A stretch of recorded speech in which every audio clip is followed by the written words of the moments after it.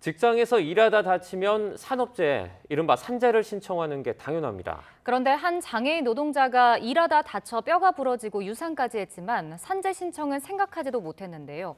회사는 직원들이 몰라서 산재 신청을 안 한 것이라며 책임이 없다고 말했습니다. 보도에 홍성욱 기자입니다. 진단키트 등 의료용품을 만드는 강원도 춘천의 한 바이오 기업입니다. 생명 존중과 상호 존중의 가치 실현을 기업의 사명으로 삼고 있는데요. 하지만 억울한 일을 당했다며 YTN을 찾아온 직원들의 말은 달랐습니다. 과연 무슨 일이 있었던 걸까요? 52살 김모 씨, 지난 2016년 장애인 의무 고용으로 해당 기업에 채용됐습니다.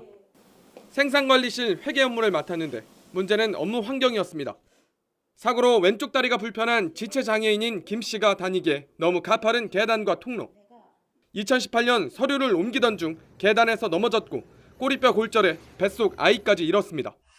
하지만 산재 처리는 생각지도 못했습니다. 사고 2달 전 회사에서 다친 다른 직원을 병원에 이송하며 김 씨가 상사로부터 받은 문자. 산재 처리되면 일이 복잡해진다며 병원에는 일하다 다쳤다고 말하지 말라는 겁니다.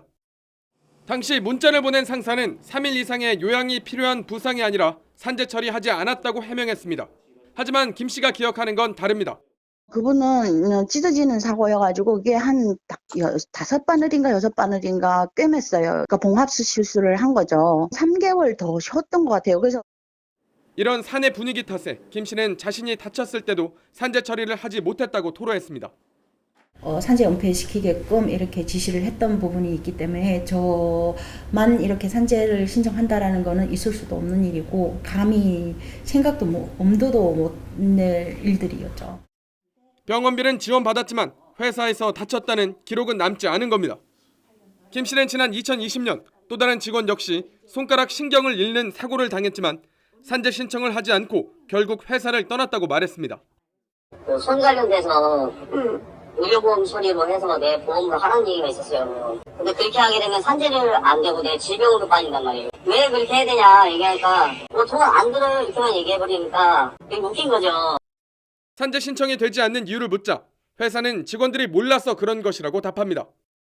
산재가 왜 그 전까지 몰랐던 거예요. 사람들은 산재하면 회사적인 부담이 있다든가 이런 게 몰라서 못하는 거잖아요. 하지만 해당 사건을 들여다본 노무사 생각은 다릅니다. 문제는 회사가 그런 분위기를 조성해서 근로자로 하여금 회사가 동의를 안 해주면 산재를 못하는구나라고 인식이 되게끔 만든 문제인 거죠. 현행법상 사업주는 사망 또는 3일 이상의 휴업이 필요한 산업재해 발생 시 1개월 이내에 고용노동부에 조사표를 작성 제출해야 한다고 명시하고 있습니다. YTN 홍서욱입니다.